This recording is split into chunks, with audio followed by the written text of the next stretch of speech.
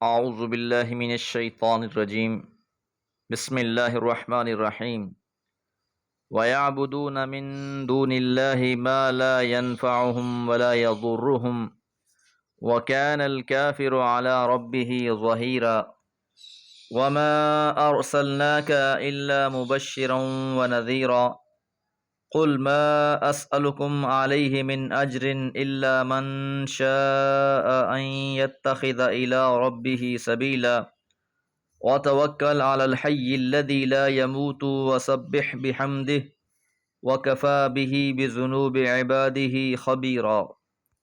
سورہ فرقان آیات 55 سے 58۔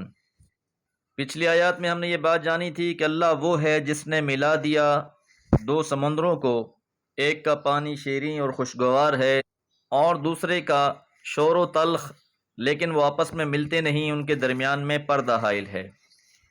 پھر اللہ نے انسان کی پانی سے تخلیق کا ذکر فرمایا اور اس کے لیے نسب اور سحر، نسبتی خاندان اور سسرالی رشتہ داری دونوں کا تذکرہ فرمایا۔ اب آگے اللہ بیان فرماتے ہیں وَيَعْبُدُونَ، اور وہ عبادت کرتے ہیں، من دون اللہ، اللہ کے سوا، ما جو لا ینفعہم، نہیں نفع پہنچا سکتا انہیں، ولا یضرہم، اور نہ ہی انہیں کوئی نقصان پہنچا سکتے ہیں۔ اللہ تعالیٰ کے ساتھ جو انسان کا تعلق ہوتا ہے وہ رجا اور خوف کے درمیان ہوتا ہے۔ رجا یہ ہے کہ اللہ تعالیٰ سے ہر خیر کی امید لگائی جائے، اور خوف یہ ہے کہ کوئی بھی عمل کرتے ہوئے انسان اپنے دل میں رب کا ڈر رکھے۔ اہل ایمان کی یہی کیفیت ہوتی ہے کہ وہ اللہ سے امید بھی رکھتے ہیں اور اللہ کا ڈر بھی رکھتے ہیں۔ اب جن پر کافر ایمان رکھتے ہیں، جن کی یہ پرستش کر رہے ہیں، نہ تو وہ نفع کا باعث ہیں کہ ان سے کوئی امید رکھی جائے، اور نہ ہی وہ نقصان پہنچا سکتے ہیں کہ ان سے ڈرا جائے۔ تو جو بھی چیز جو نہ نفع پہنچا سکتی ہے نہ نقصان پہنچا سکتی ہے، تو بھلا اس کی عبادت اور بندگی کا فائدہ کیا ہو۔ اللہ وحدہ لا شریک ہے، اس معاملے میں بھی تمام کے تمام نفع اللہ کی ذات سے ہی حاصل ہوتے ہیں، تکالیف اور آزمائشیں بھی رب کی طرف سے آتی ہیں۔ وَكَانَ الْكَافِرُ عَلَى رَبِّهِ ظَهِيرًا، اور یہ کافر اپنے رب کے حریف بن کر کھڑے ہوئے ہیں۔ ظہیرہ کے معنی مددگار کے ہوتے ہیں، جب اس کے ساتھ اعلیٰ آ جائے، جس طرح اس آیت مبارکہ میں آپ ملاحظہ فرما سکتے ہیں کہ عَلَى رَبِّهِ ظَهِيرًا، تو یہ مد مقابل آنے کے ہیں، حریف بننے کے معنی پیدا ہو جاتے ہیں۔ تو مطلب یہ ہوا کہ اصل حقیقت تو یہ ہے کہ یہ کافر اپنے رب حقیقی کے مقابلے میں شیطان کے مددگار اور اپنے پروردگار کے حریف بن کر کھڑے ہو گئے ہیں، اور اللہ وحدہ لا شریک کی عبادت اور بندگی کرنے کے بجائے الٹا جو اس کی عبادت اور بندگی کر رہے ہیں، یہ ان کی بھی پوری قوت کے ساتھ مخالفت کر رہے ہیں۔ رسول اللہ صلی اللہ علیہ وسلم کی باتوں کو تسلیم کرنے کے بجائے آپ کی دشمنی پر اتر آئے ہیں۔ وما ارسلناک، اور نہیں ہم نے آپ کو بھیجا، الا مگر، مبشرن، خوشخبری دینے والا، ونذیرا، اور ڈرانے والا، کہ ہم نے تو آپ کو بس ایک خوشخبری دینے والا اور ایک آگاہ کر دینے والا بنا کر بھیجا ہے۔ آپ کو تسلی دی جا رہی ہے، آپ اپنی ذمہ داری ادا کیے جا رہے ہیں۔ اب اگر یہ آپ کی دعوت کو قبول کرتے ہیں تو ان کی خوش بختی ہے، اور اگر یہ آپ کی بات کو تسلیم نہیں کرتے تو آپ کے ذمے کچھ نہیں ہے، یہ اپنے نتائج کو خود بھگتیں گے۔ اسی طرح ان کا قبول کرنا یا نہ کرنا یہ آپ کی ذمہ داری نہیں ہے، اس بابت آپ سے بھی کوئی سوال نہیں کیا جائے گا۔ قل، کہہ دیجئے، ما اسألکم، میں نہیں سوال کرتا، علیہ، اس پر، من اجرن، کوئی صلہ، یعنی اللہ تعالیٰ کی طرف سے مجھے بشیر اور جو نذیر بنا کر بھیجا گیا ہے، میں اس کی دعوت کو تم تک پہنچا رہا ہوں، اور اس کے بدلے میں تم سے کوئی صلہ یا معاوضہ نہیں مانگ رہا۔ الا من شاء، بس جو چاہے، ان یتخذ، وہ اپنا لے، الی ربہ، اپنے رب کی طرف، سبیلا، راہ کو، کہ جس کا جی چاہتا ہے وہ اپنے رب تک پہنچنے والی راہ اختیار کر لے۔ وتوکل علی الحی، اور آپ توکل کریں، علی الحی، زندہ پر، الذی، جو، لا یموت، جو مرنے والا نہیں۔ تو بھروسہ اور توکل اللہ کی ایسی ذات پر جو حی لا یموت ہے، جس نے ہمیشہ زندہ رہنا ہے، جو ازل سے ہے ابد تک رہے گا، اسی پہ توکل زیب دیتا ہے۔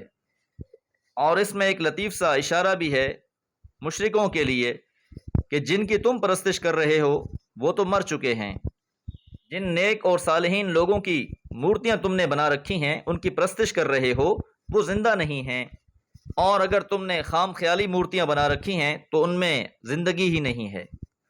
وَسَبِّحْ، اور آپ تسبیح بیان کریں، بِحَمْدِهِ، اس کی تعریف کے ساتھ۔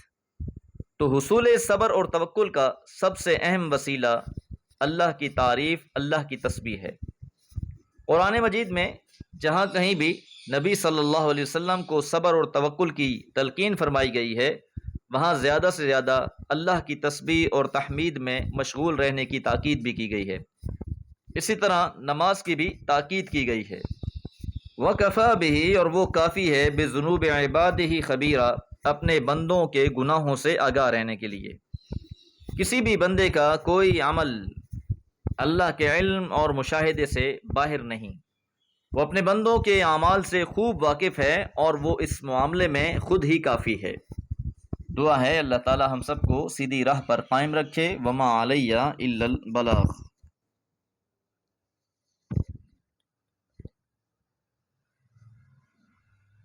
اعوذ باللہ من الشیطان الرجیم، بسم اللہ الرحمن الرحیم۔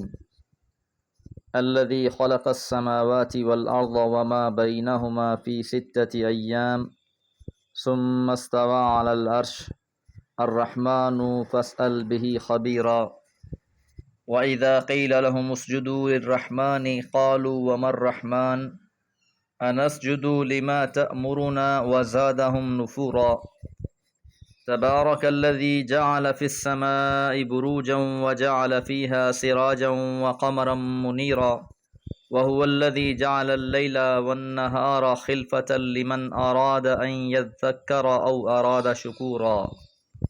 سورہ فرقان آیات 59 سے 62۔ پچھلی آیت مبارکہ میں ہم نے یہ بات جانی کہ اللہ کی ذات پر توکل کریں جو حی ہے، لا یموت ہے۔ آگے اللہ تعالیٰ کی مزید صفات بیان ہو رہی ہیں۔ الذی، جس نے، خلق السماوات، تخلیق کیا ہے آسمانوں کو، والارض، اور زمین کو، وما بینہما، اور جو اس کے درمیان میں ہے۔ ساتوں آسمانوں اور زمین کے درمیان میں جو بھی ہے وہ بھی اللہ ہی نے تخلیق کیا ہے۔ فی 6 ایام، 6 دنوں میں۔ ثم استوی، پھر وہ متمکن ہوا، علی العرش، عرش پر۔ اللہ تعالیٰ نے اس کائنات کو انتہائی اہتمام کے ساتھ تخلیق کیا ہے، اور تخلیق کرنے کے بعد ایسا نہیں ہوا کہ وہ کائنات سے الگ تھلگ ہو گیا ہو، اس سے بے تعلق ہو گیا ہو، جس طرح بعض احمقوں نے یہ سمجھ رکھا ہے کہ اللہ تعالیٰ نے کائنات کو تخلیق کرنے کے بعد اس کا نظام اور سسٹم کسی اور کے حوالے کیا ہوا ہے۔ ایسی بات ہرگز نہیں ہے، بلکہ اس کائنات کے اوپر عرش ہے، اور عرش سے اللہ تعالیٰ اس کائنات کی لمحہ بلمحہ نگرانی فرما رہا ہے، یہاں تک کہ ایک پتہ بھی اس کے علم میں آئے بغیر نہیں گرتا۔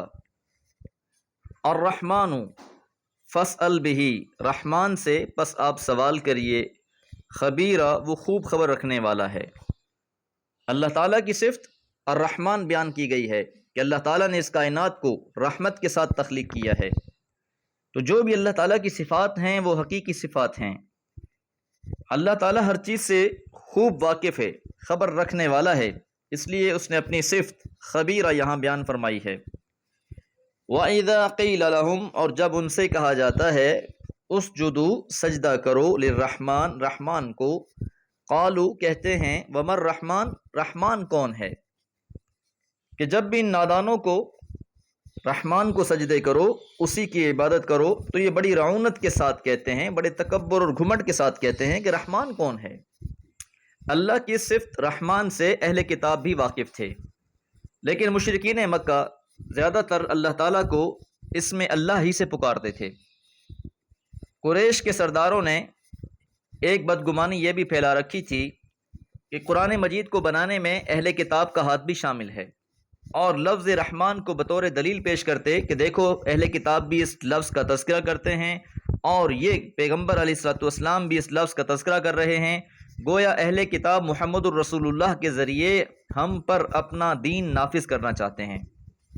تو ایک طرف تو یہ سجدے کا انکار کر دیتے ہیں کہ رحمان کون ہے، انسجدو کیا ہم سجدہ کریں، لما تأمرنا جس کا تم ہمیں حکم دیتے ہو، وزادہم نفورا اور یہ چیز ان کی نفرت کو اور بڑھا دیتی ہے۔ ہونا تو یہ چاہیے تھا کہ انہیں صراط مستقیم کی دعوت دی جا رہی تھی، انہیں صحیح راہ کی طرف بلایا جا رہا تھا، یہ اسے تسلیم کر لیتے تو تسلیم کرنے کے بجائے الٹا یہ مزید اس سے نفرت اور بیزاری کا اظہار کرتے۔ تبارک الذی بابرکت ہے وہ ذات جس نے جعل بنایا فی السماء آسمان میں، بروجا برج، پھر سے آفاق کی علامتیں بیان کی جا رہی ہیں۔ اس کائنات کے اندر اللہ تعالیٰ نے جو تخلیق کر رکھا ہے اس کی طرف توجہ دلائی جا رہی ہے کہ اللہ وہ پاک ذات ہے جس نے آسمانوں میں بروج بنائے، وجعل اور بنایا فیہا اس میں سراجا سراج، سراج سے مراد روشن چراغ سورج، وقمرا منیرا اور منور چاند۔ یہ جو انسان زمین پر بس رہے ہیں ان کے بسنے کا امکان چاند اور سورج سے ہی ممکن ہوا ہے، اگر یہ چاند اور سورج نہ ہوتے تو زمین پر زندگی ممکن نہ تھی۔ تو بڑی بابرکت وہ ذات ہے جس نے اس زمین کی ہر چیز کو تمہارے لیے اس انداز سے ترتیب دیا ہے کہ وہ زندگی میں انسان کے لیے مددگار ثابت ہوتی ہے۔ وَهُوَ الَّذِي وہی تو ہے جس نے جعل اللیل رات بنائی ہے، وَالنَّهَارَ اور دن، خلفتاً یکے بعد دیگرے، دن کے بعد رات، رات کے بعد دن، ایک تسلسل چلا ہوا ہے، اسے خلفتاً کہا جاتا ہے۔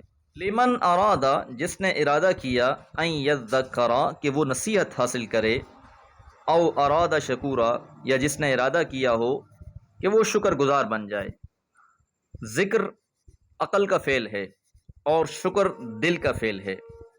تو اللہ تعالیٰ نے کائنات میں ایسی علامتیں اور نشانیاں رکھ رکھی ہیں کہ جس کو دیکھ کر انسان کا عقل بھی اس بات کو تسلیم کرتا ہے اور دل بھی شکر گزار ہوتا ہے، اور ایسی نشانیاں چپے چپے پر معمور کر رکھی ہیں، لیکن ان سے صحیح فائدہ اٹھانا انسان کے اپنے ارادے پر منحصر ہے، اور اس ارادے کے امتحان کے لیے ہی اللہ تعالیٰ نے انسان کو پیدا کیا ہے، اور اسی ارادے کی وجہ سے ہی انسان باقی تمام مخلوقات پر اشرف المخلوقات ٹھہرا ہے۔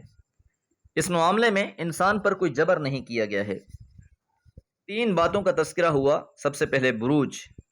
اس کائنات میں کئی ایسے نظام ہیں جو ہماری نگاہوں سے اوجھل ہیں، آسمانوں میں بھی اللہ تعالیٰ نے بروج بنائے ہوئے ہیں، یہ ایسے قلعے ہیں، یہ ایک ایسا نظام ہے جو شیطانوں اور انسانوں کو ایک حد سے آگے بڑھنے سے روک دیتا ہے، اور اگر کوئی جن شیطان ان سے آگے بڑھنے کی کوشش کرے، کسی بات کو چکھنے کی کوشش کرے، تو اس کے پیچھے شہاب ثاقب لگا دیا جاتا ہے جو اسے جلا دیتا ہے۔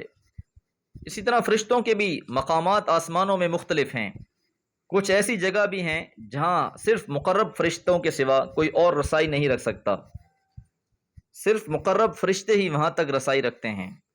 اس لیے یہ بات سمجھ لینی چاہیے کہ جو ہمارے لوگ زمین پر بیٹھے غیب کے دعوے کر رہے ہوتے ہیں، قسمتوں کے حال بتا رہے ہوتے ہیں، کاہن اور مدعی بنے بیٹھے ہوتے ہیں، ان کی کوئی حقیقت نہیں ہوتی۔ اللہ نے اپنی غیب کی خبروں کی حفاظت کا بہترین انتظام کر رکھا ہے۔ دعا ہے اللہ تعالی ہمیں قرآن و سنت کے مطابق اپنے عقائد کو بہتر بنانے کی توفیق عطا فرمائے۔ وما علیہ الا البلاغ۔